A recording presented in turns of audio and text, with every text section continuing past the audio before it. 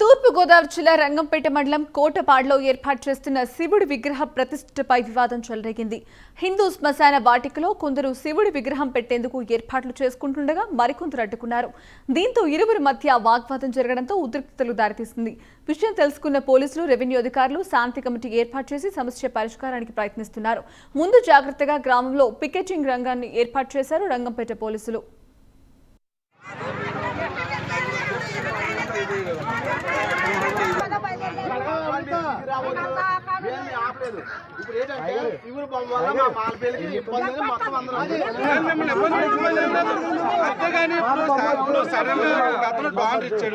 ఏదో